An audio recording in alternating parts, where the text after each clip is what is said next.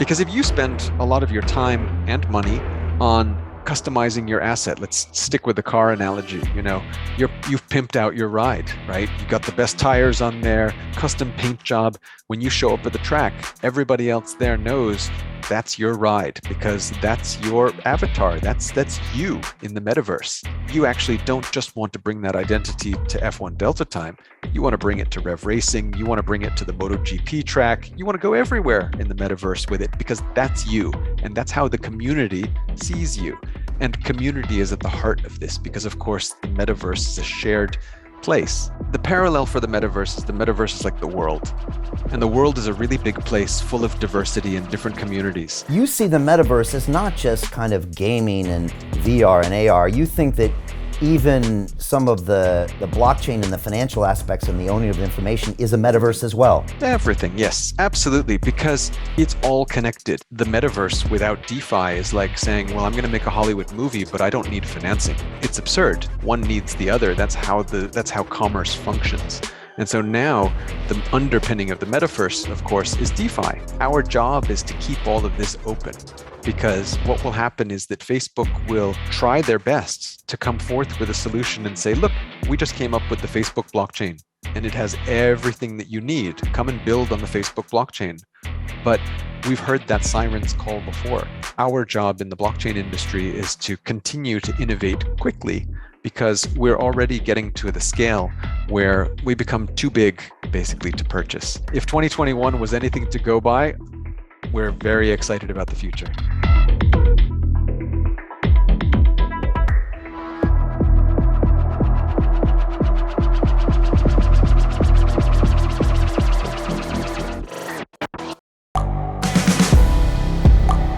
The world is changing. Inspiration is everywhere. It has never been so easy to connect, share, and bring people together. We're learning from others and finding the best in ourselves. Challenging our beliefs, sharing our vulnerability, overcoming our fears, transforming ourselves so we can transform the world. How far can we go? This is London Real. I am Brian Rose. My guest today is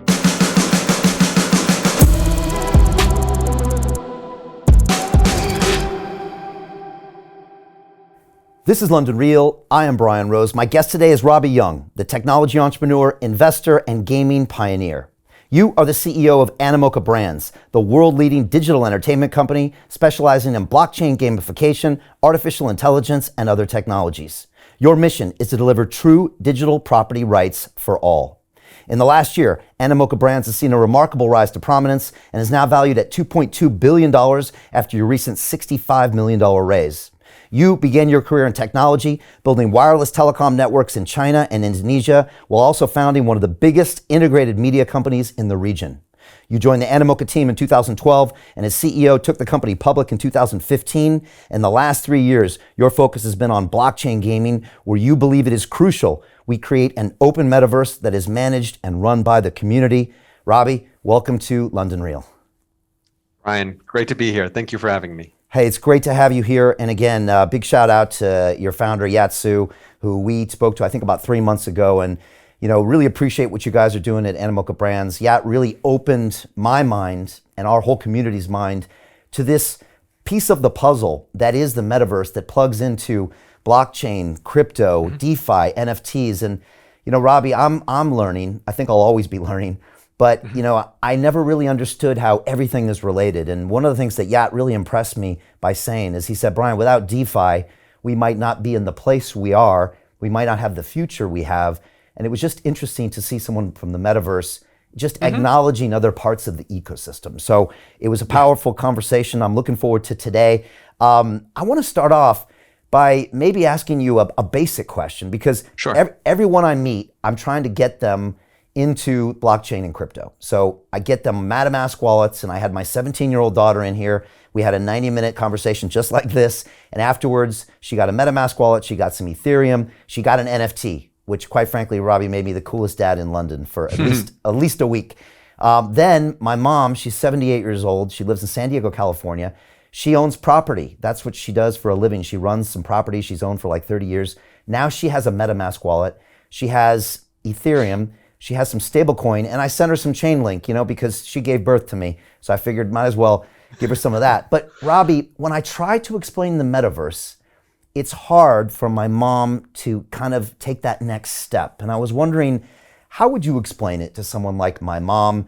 I think people have seen Ready Player One. Maybe they've played Minecraft. Maybe they've been in a messenger chat. But this is something different. So how would you explain that to my mom or someone else that's new to this space?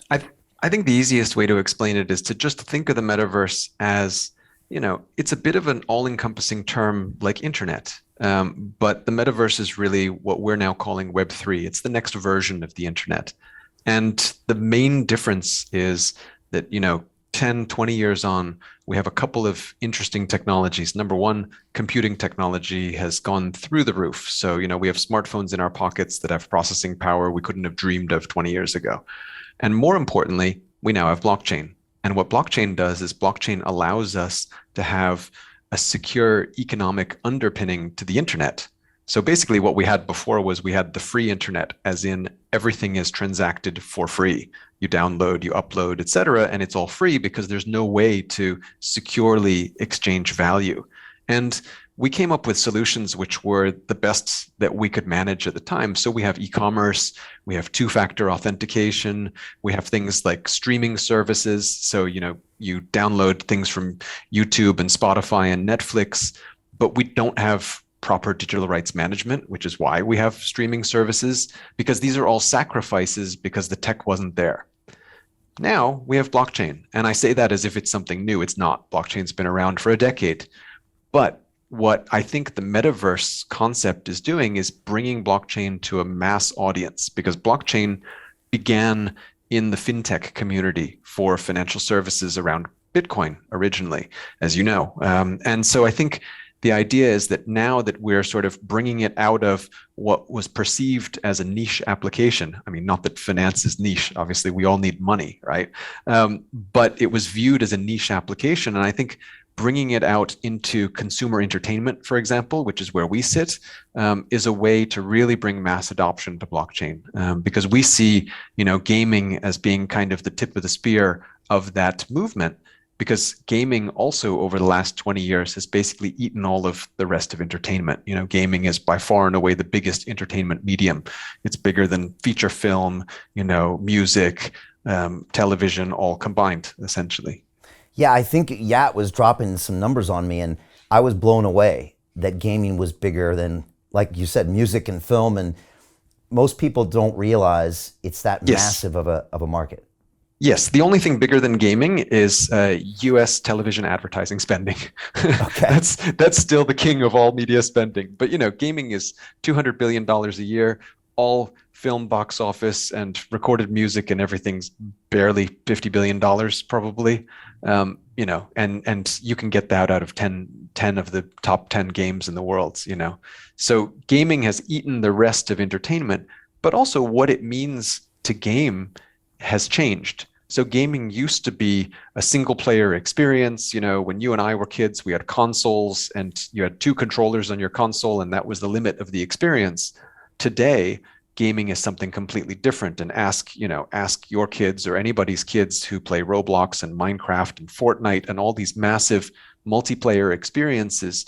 So I think metaverse also is a term for a shared virtual space. And unlike shared virtual spaces like social media networks or, YouTube, which are shared virtual spaces, metaverse spaces have the ability to now have 3D representations. So we can be represented by avatars in that virtual space communicating with each other. It's not a requirement, but it's part of the possibilities these days. Okay. I think you just caused me to think of 4 more questions here. So before I get going, you see the metaverse as not just kind of gaming and VR and AR. You think that even some of the blockchain and the financial aspects and the owning of the information is a metaverse Everything. as well. Everything, yes, absolutely, because it's all connected. And this goes back to your intro about DeFi, because if you think about it, the metaverse without DeFi is like saying, well, I'm going to make a Hollywood movie, but I don't need financing, right? It's absurd. One needs the other. That's how commerce functions.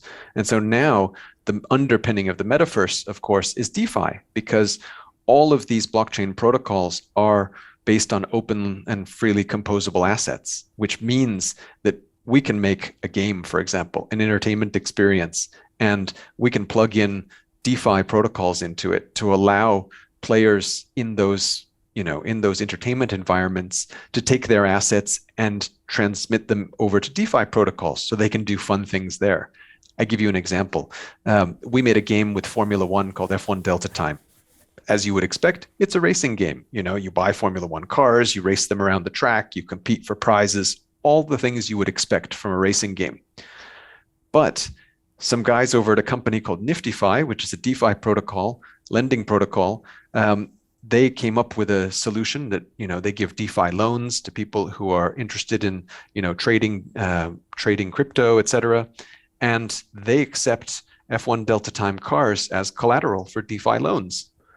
And so you can go and collateralize your car, which is not unlike your experience in the physical world. You can take a second mortgage on your house, or you can, take a note on your car, but they do it through virtual goods. And the thing that's cool about that is we actually didn't have to cooperate with that company for them to do it.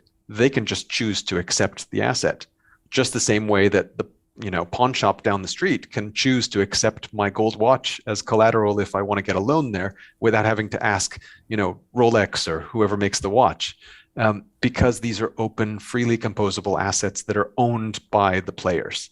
And that's pretty cool. And that really probably exemplifies this concept of the open metaverse versus the closed, because again, people can do this and you're not trying to control them from doing it or not doing it or doing it through your platform. And I know you've got some really cool examples with Rev and your sports games where your cars are sometimes worth more than an actual, say, Lamborghini, and yet also you get yield on them because you can rent them out and you can get fat financing on them, probably more you can get on your Lambo. And it's a pretty incredible parallel for some people to really understand maybe what's going on with this digital space, and that it's real in that sense.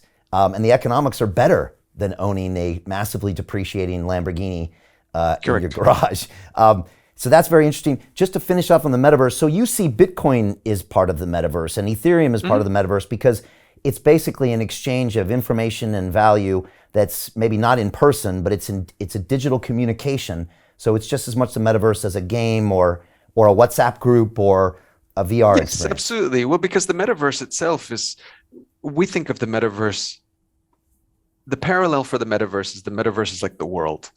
And the world is a really big place full of diversity and different communities. So, for example, we have a very well-received game called The Sandbox, which a lot of people call the Sandbox a metaverse because it's a sort of Minecraft-style UGC environment, user-generated content environment, and you can build stuff and you have virtual land and it feels like a world unto itself. But that's actually not the metaverse. The way we view it is that's like a city. It's like New York City in the metaverse, right? And there are going to be lots of other cities. There are going to be cities where people speak Japanese and Chinese and Russian and all kinds of other languages. So there are going to be many metaverses that will be within the overall metaverse, if you understand my meaning there. And so what Bitcoin and Ethereum and these tokens are essentially just like currencies that we have around the world. And Ethereum is more, I would say, like your US dollar. It's currently the most widely accepted and widely used amongst the many metaverses. And Bitcoin, as people have always said, is a lot like gold. So it's literally the gold standard of the crypto world. And different metaverses also have their own reference currencies. So within the Sandbox, you have sand. And the more utility and the more activity and the more vibrant the GDP of that individual metaverse, the more valuable the currency of that place, just like in the physical world. That's a fascinating way to describe it. And it really helps because I think a lot of people do think the metaverse is Sandbox. They think, oh, that's the metaverse over there where I go in and It's this reality that I create, and Snoop Dogg's building his mansion over here, and there's a billboard over here, and everyone's doing land grabs, and that's the metaverse, or this is the metaverse, and this other stuff isn't. But that's not the way you look at it. Any type of that kind of digital interface is the metaverse, and then there's different versions of it, different cities. Of course. Okay. Yeah, because for some people, like we're here in London, and I'm sure there are people in London who've grown up here and never left, and for them, London is the world. And for other people, it's just one of many cities. So it depends on your lifestyle, and I think people's digital lifestyles are exactly the same. Right. All right. I want to go deeper on the sandbox in a bit and find out what's going on in there and get your take on a few of the other things you guys are doing. Just quickly back, you mentioned that our first experience of digital information, maybe our digital identities, was kind of in the Web 2.0 world, where we saw the emergence of platforms like Facebook and YouTube, where all of a sudden we could stream. I mean, I started YouTube 10 years ago and putting all my content on there. I've got 10,000 videos, been watched over 1 billion times, and it's been an incredible distribution platform. But it's also not Web 3.0, because I don't own this information. Last year, my channel was almost shut down.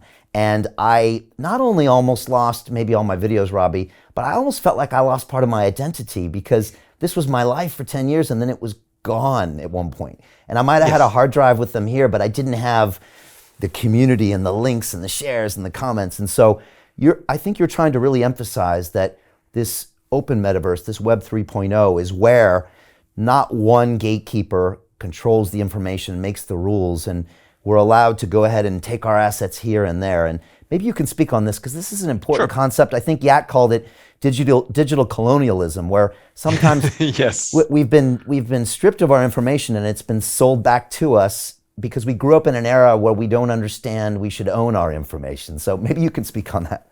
Yeah, absolutely. Well, because I think the important thing is that as we've seen the internet evolve, particularly over the last 10 years, it's become, because of mobile, the internet has become pervasive, because now almost everybody in the world has internet access thanks to mobile. And so that digital divide now has been largely conquered.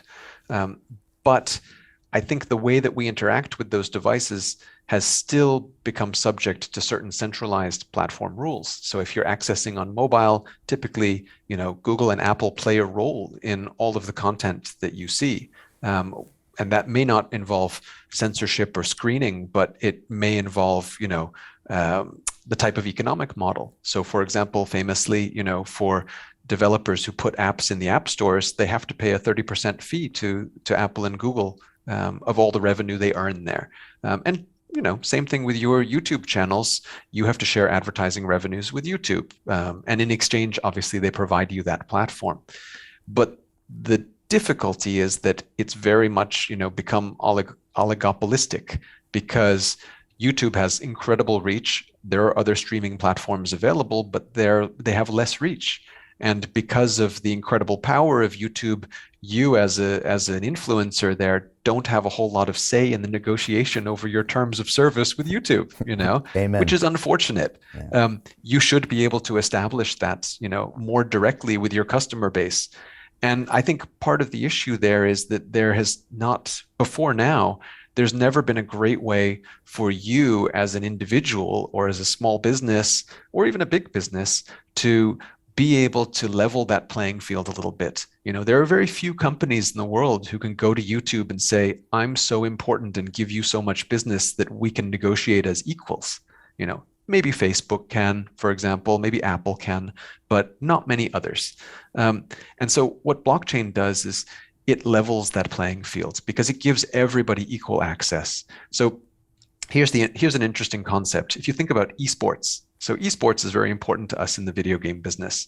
And what it means to be an esports athlete historically means you're a professional who makes your living and your income through playing games and being really good at it.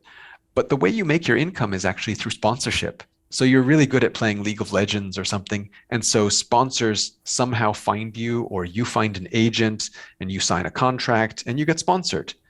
Now, that infrastructure and that system is something that, frankly, really works best in developed economies because they have the infrastructure for those types of industries.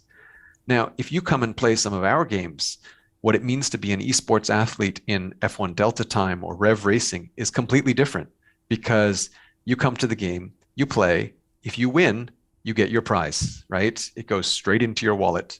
So you don't need an agent, you don't need a sponsor, you don't need anything. You just need that internet connection, which means that we can have professional esports athletes making a living playing our games from anywhere, as long as they have an internet connection. So that playing field has been completely leveled. And I think you see that when you look at who are, lots of the leading companies in this sector, at this time. So if you look at just over the past year, it's been an incredible year for fundraising particularly in the blockchain game industry. So you see a lot of companies raising money at, billion-dollar valuations. But if you actually look at all those companies, very few of them are American.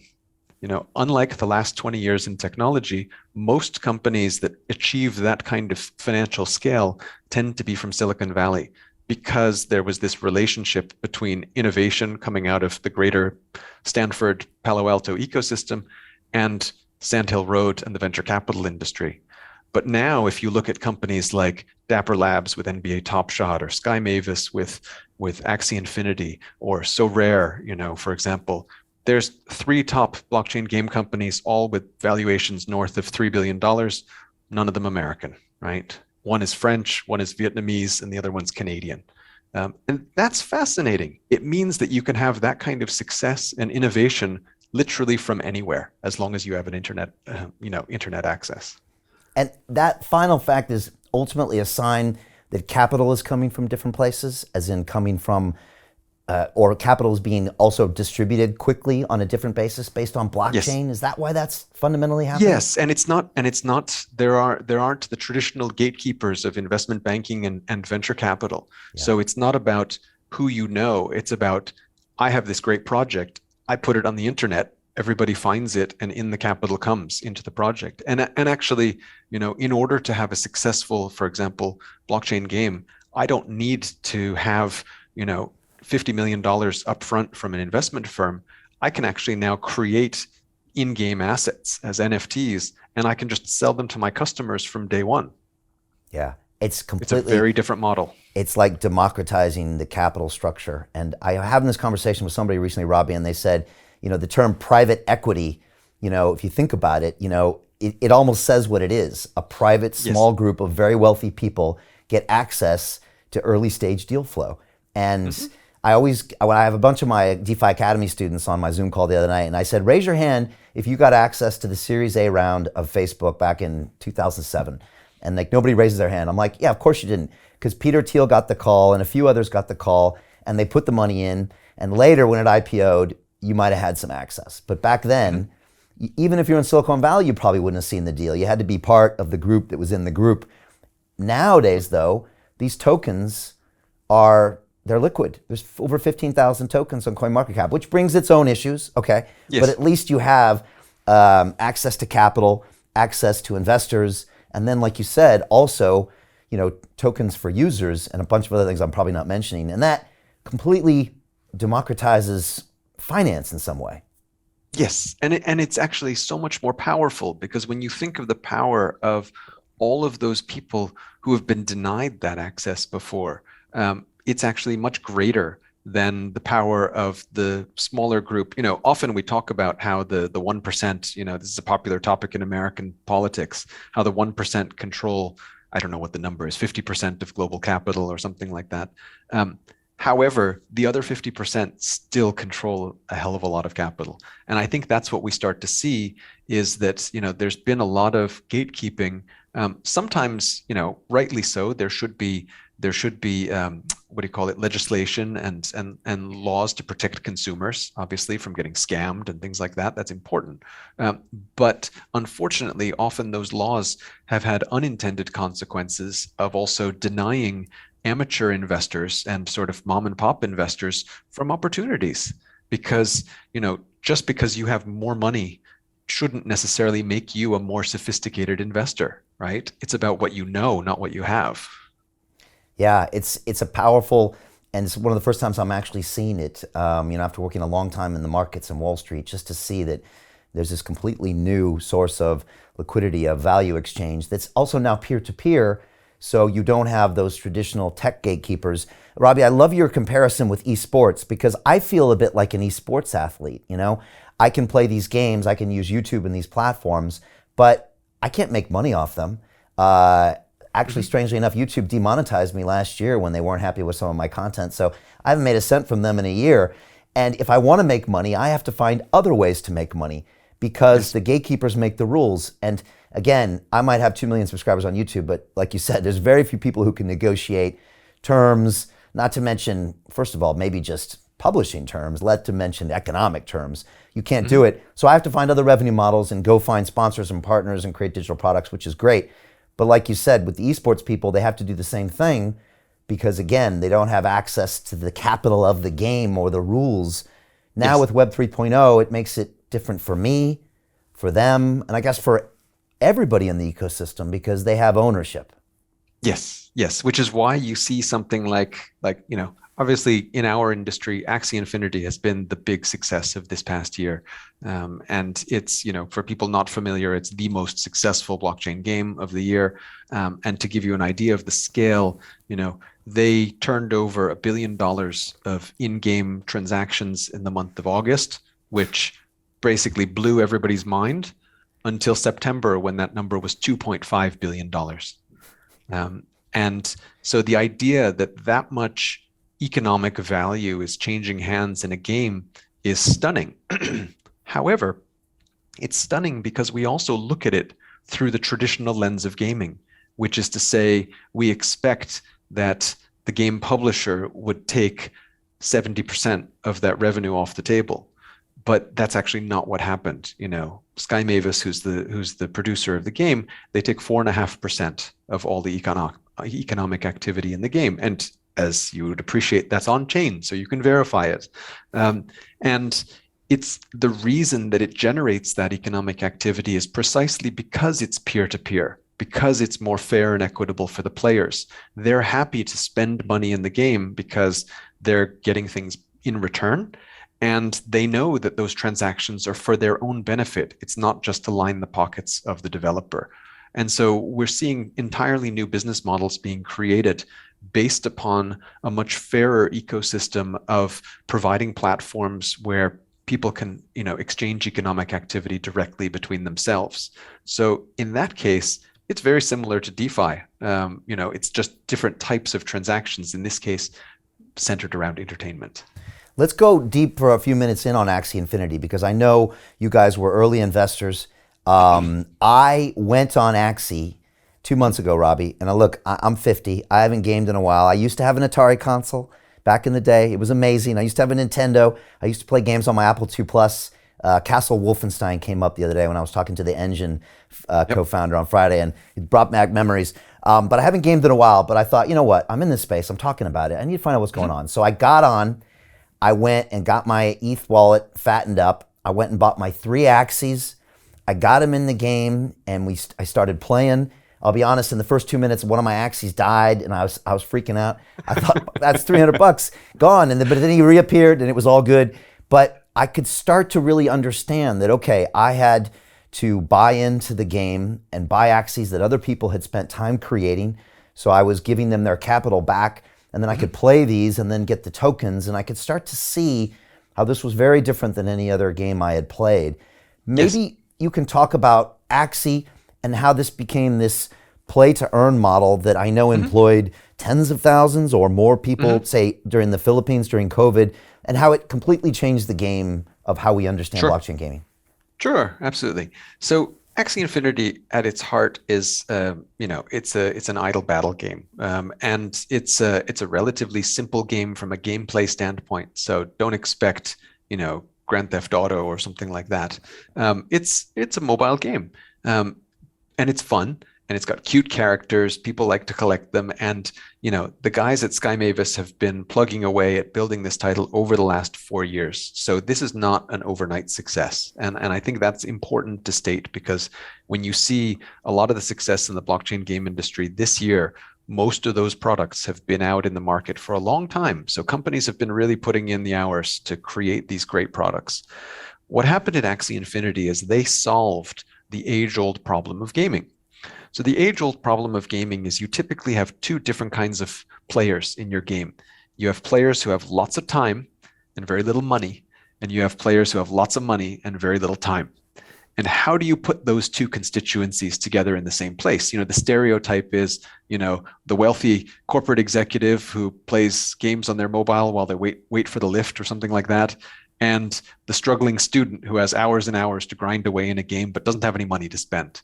And mobile was a perfect environment for this. So the free-to-play mobile business model is largely based on the idea that 98% of the players play for free and 2% of the players spend money in the game, and the developer makes the money off of those 2%. But the 98% need to play because there needs to be activity in the game. So without those free players, then the 2% won't spend the money because the game's no fun. And so what's happening actually is that those 98% who aren't paying are actually being exploited, right? I mean, of course, they're having fun playing the game. So the argument is they're getting fun in return, but they're not getting anything out of the game, actually. They're giving their time free, donating it to the game.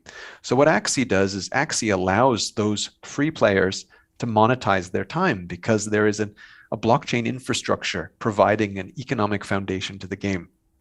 So the players who are grinding and spending time to generate Axies and compete in the battles and stuff to create those, those NFTs, those Axies in the game, they're spending their time.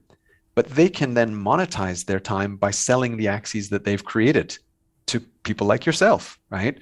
Because you don't have time to spend 8 hours a day playing Axie Infinity, but you could afford the cost of entry to buy that Axie.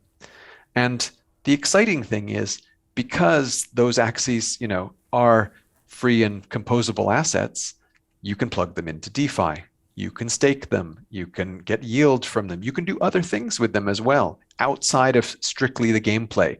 And this creates a lot more value. It means Axies are more valuable because there are more things you can do with them.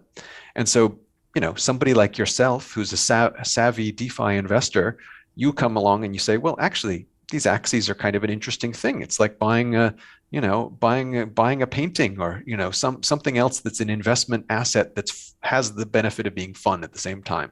And so you can go and play in DeFi with your Axies and not play the game at all.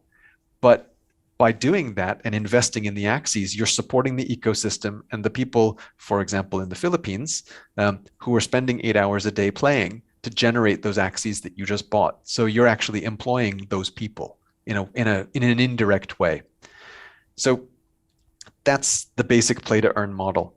Now, the next layer on top of that is what we call the guild system.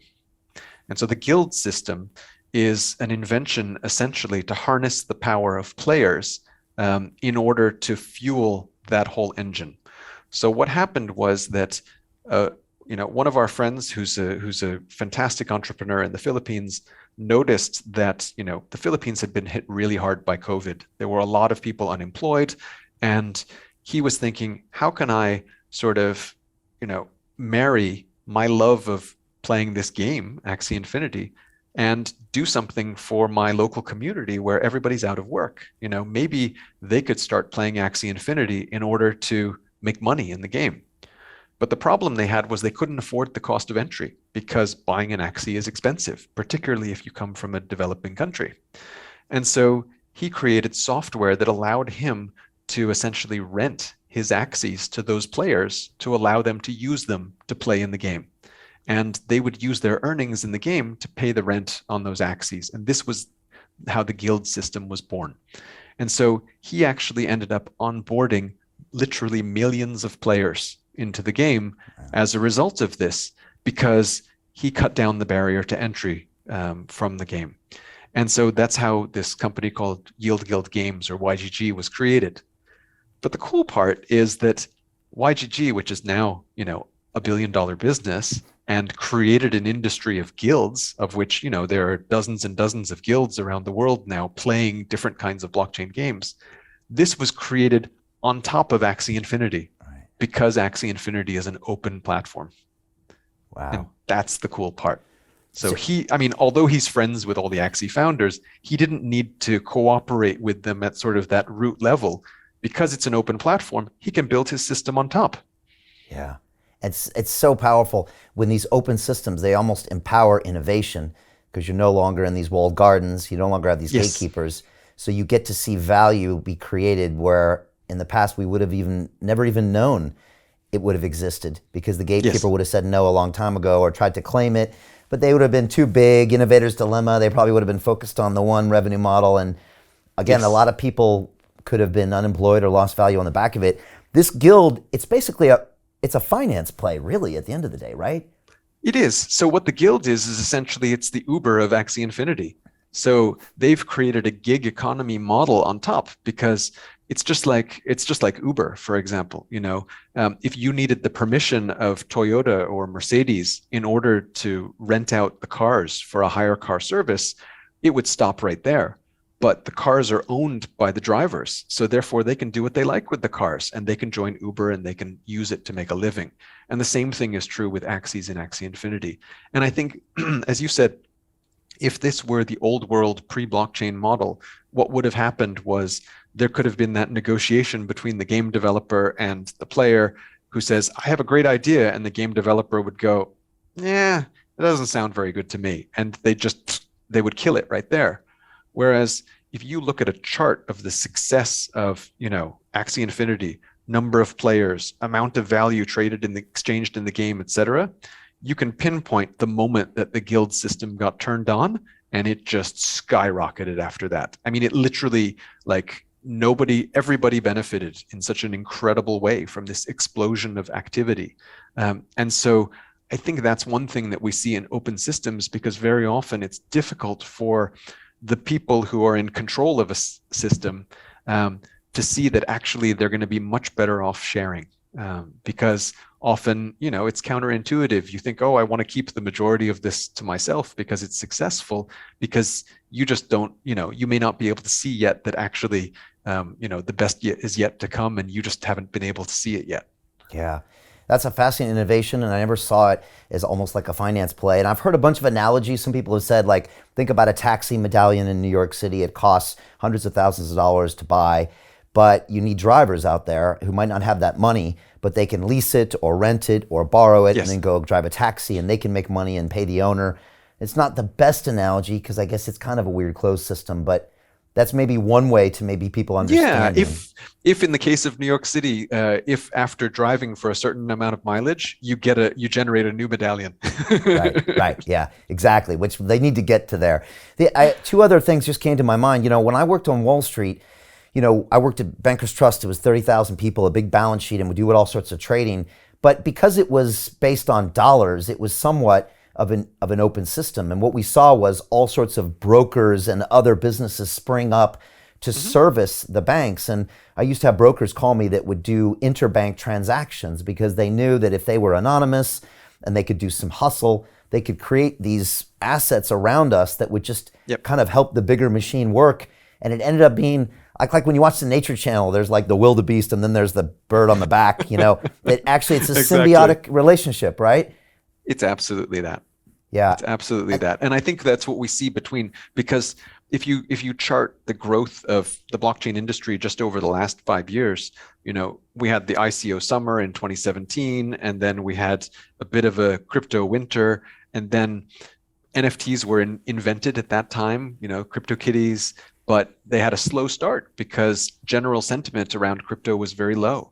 But then we started to have the DeFi summer back in 2019, and there was this explosion of activity on Ethereum, and I think that actually formed the foundation for the sort of network effect that we have now in blockchain gaming, because the fact that we have access to DeFi and we have those wonderful things like Uniswap and SushiSwap and all these protocols that allow us more interoperability between tokens is essential.